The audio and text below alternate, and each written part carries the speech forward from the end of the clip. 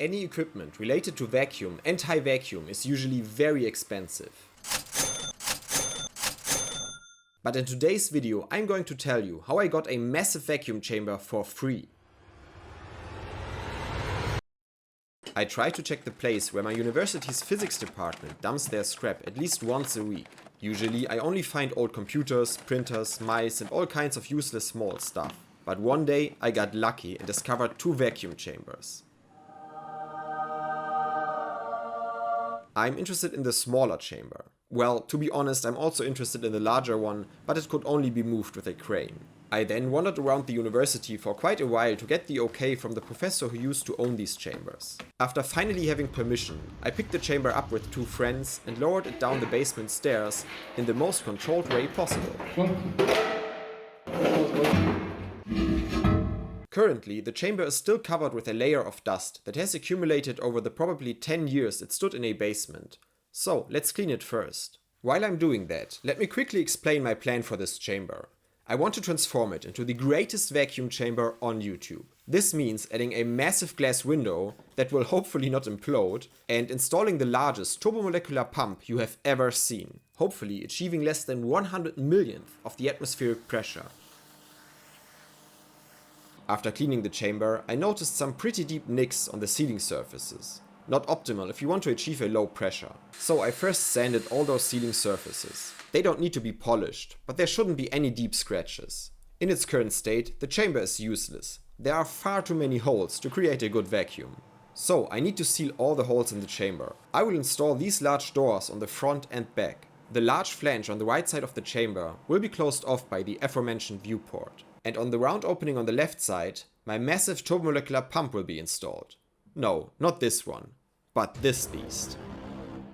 This pump has a pumping speed of 1,400 liters per second and still costs $14,000 even used. This type of pump is called a turbomolecular pump. The design is similar to a jet engine. The rotor inside the pump spins at 30,000 revolutions per minute, practically knocking remaining gas molecules out of the vacuum chamber.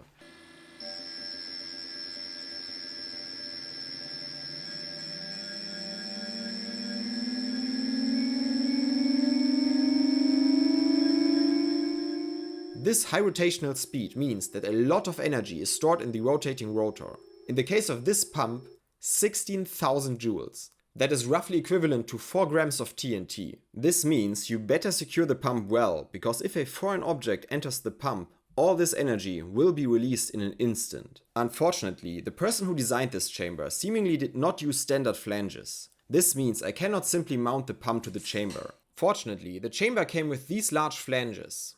So I asked Vissel Vacuum if they could machine an adapter out of this large aluminum plate on their big lathe.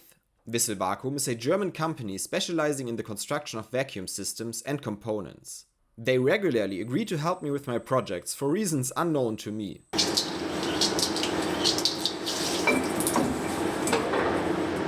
After the hole for the DN250 flange of my vacuum pump was bored out, the bolt circle had to be drilled. For this, I created a 3D printed template to mark the exact diameter of the bolt circle. I was firmly convinced that the manual of the pump specifies 12 clamps for mounting the pump, so I designed a bolt circle with 12 threads. That turned out to be a mistake, as I would later find out. To obtain more robust threads, stainless steel thread inserts were installed into the aluminum. The thread inserts are screwed onto this tool and then cut their own thread into the metal. The only problem is that the thread inserts grip the tool so tightly that they simply unscrew from the flange when you try to remove the tool. Although the problem can be solved with a washer between the tool and the thread insert then cannot be screwed below the surface. In the end, I installed the thread inserts that had come loose with high-strength thread locker into the already cut threads. A piece of paper towel between the tool and the thread insert helped to release the tool without unscrewing the insert. After all that was done, the adapter flange was also sanded with fine sandpaper to get a good sealing surface. In the meantime, the package with the O-rings for the chamber has finally arrived. Since I wasn't exactly sure which size I needed, I really hope everything fits. O-rings this size are anything but cheap. Looks like I will have to resort to a tactic I was hoping to avoid. I will cut the O-ring in the middle and remove the excess length. Then I can simply glue the O-ring back together with super glue. This method always carries the risk that the O-ring might not seal perfectly at the glued spot. Whether it seals properly in this case, I will find out soon enough. At least the O-rings for the doors fit. In one of my last videos, I was told that I'm not a professional mechanic because I don't use a torque wrench, and I took that very personally. So I got myself one of those professional looking click-clack tools to be prepared for any criticism. First, the adapter flange is attached to the vacuum chamber.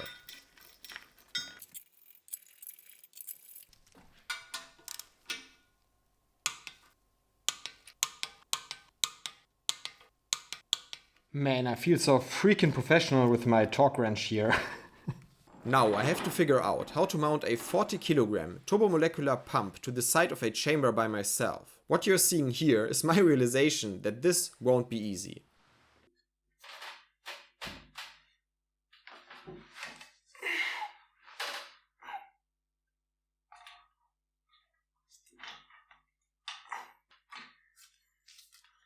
And before anyone asks, no, I don't have any friends who can help me mount the pump to the chamber.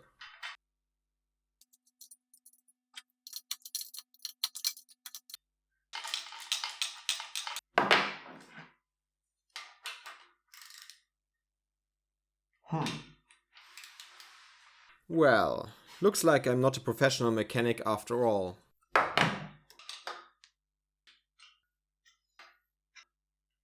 That looks absolutely awesome.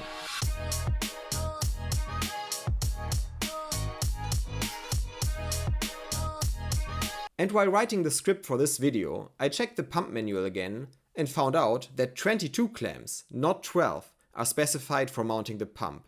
Wonderful! While the pump will hold with 12 clamps without a problem, if it crashes, it will move much more than if held with 22 clamps. I guess that's the price you have to pay for being an idiot who doesn't double check if his memory is correct. But hey, I googled and I found exactly 2 pictures on the entire internet where the pump was mounted with fewer than 22 clamps. So it will probably be fine. Now, there is still this big hole on the other side of the chamber. My plan is to install a large viewport there. The only problem is, I have no idea how thick the glass needs to be to withstand the vacuum. The opening in the chamber has a diameter of 300 mm, which means a force of about 700 kilograms is pressing on the glass. If the glass implodes, shards will fly around at high speeds. And if the turbomolecular pump is running, it would definitely be destroyed. So it is of utmost importance to calculate the necessary thickness of the glass precisely. After many calculations, I concluded that a thickness of 20 mm would be sufficient and even provide me with a safety factor of 2. Whether this is correct, I will find out the hard way sooner or later. No, seriously, you should do proper research. So I ordered a borosilicate glass disc with a diameter of 350 mm and a thickness of 20 mm from Alibaba. The question now is how to attach the viewport to my vacuum chamber. In Fusion, I designed 8 clamps that press the glass window against the O-ring from the outside. I like to think that if I only had a lathe and a milling machine, I could manufacture such parts myself with ease in under an hour. And to never put this claim of mine to the test, I'm glad that the sponsor of my channel takes on this task for me. I can simply upload the components I designed to PCBWay's website and select the desired material. When ordering larger quantities, the parts become even cheaper. And since I was already ordering something from PCBWay, I also designed a few flange adapters that will help me seal all the other holes in the chamber. They offered to anodize the parts for me, but since anodized aluminum is actually a bad idea for a vacuum chamber, I decided to only get the clamps anodized. Many thanks to PCBWay for these fantastic parts and for sponsoring this video. To avoid the aluminum clamps putting too much localized pressure on the glass, I'm attaching a rubber pad to the surfaces that will be in contact with the glass. Once the O-ring is in place, the viewing port can be screwed onto the chamber. I added extra rubber pads to the chamber because I was concerned that the glass might press against the metal of the chamber. However, the O-ring provided enough resistance, so I removed those later on. To test whether the glass window violently implodes under a vacuum or not, I first need to connect a 4-line pump to the turbomolecular pump. This rotary vane pump reduces the pressure inside the chamber to about 1 × 10 to the power of -3 millibars, at which point the turbomolecular pump can also be started. If I turned on the turbomolecular pump at atmospheric pressure, it would never reach its full speed and the pressure in the chamber would remain the same. Now I can finally install the other flange adapters on the chamber to seal the remaining holes. For the first test of the viewport, I will not run the turbomolecular pump. The rotary vane pump can reduce the pressure enough that the glass window will basically experience the full force. Okay, let's test it on a vacuum. I really hope it does not implode. You can see the pressure on the top here and the viewport is faced towards a wall, so I can't get hit by any shrapnel.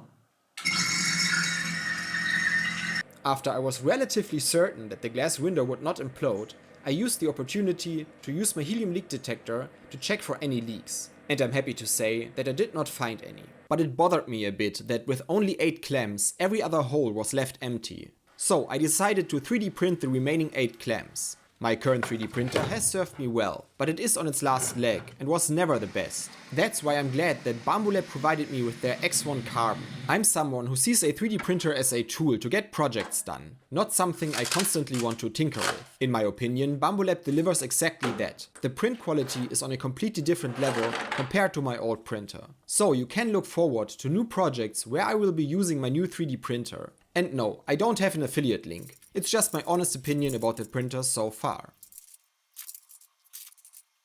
After attaching the remaining clamps, there was another problem to solve. The inside of the chamber is quite dark.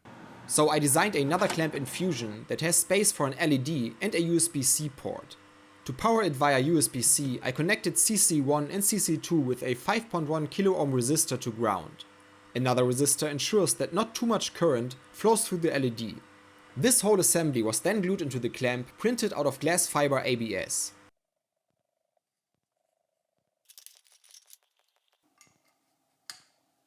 And just like that, I have light inside the chamber.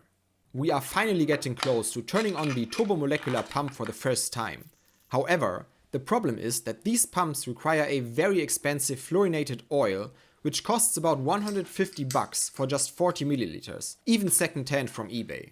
Fortunately, the same person who gave me the pumps for free also sent me a small bottle of the correct oil.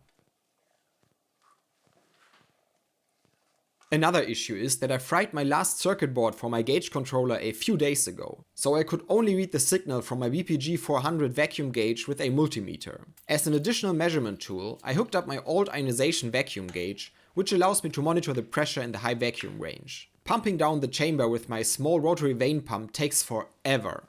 So long, in fact, that I decided to buy some ice cream in the meantime.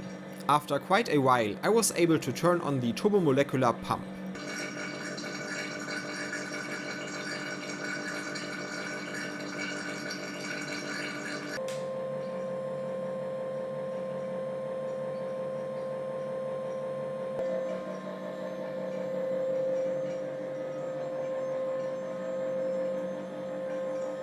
After about an hour, I reached a pressure of 1.5 times 10 to the power of -5 millibar. Not ideal, but considering the large surface area of the vacuum chamber and the fact that I haven't baked it out yet, it's pretty decent.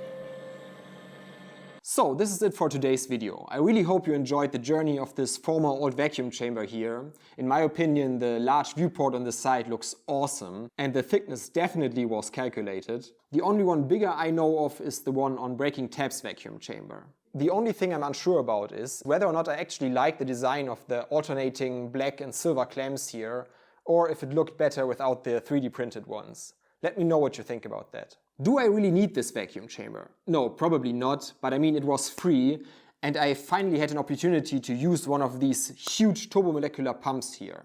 I already have a few ideas on what to do in this vacuum chamber here. If you have any ideas on what to do with it, let me know in the comments. Before I end this video, I want to thank my Patreons from the bottom of my heart. Your ongoing support makes my projects possible and I'm really grateful for that. If you want to become a Patreon, you can find a link in the video description. Other than that, thank you a lot for watching.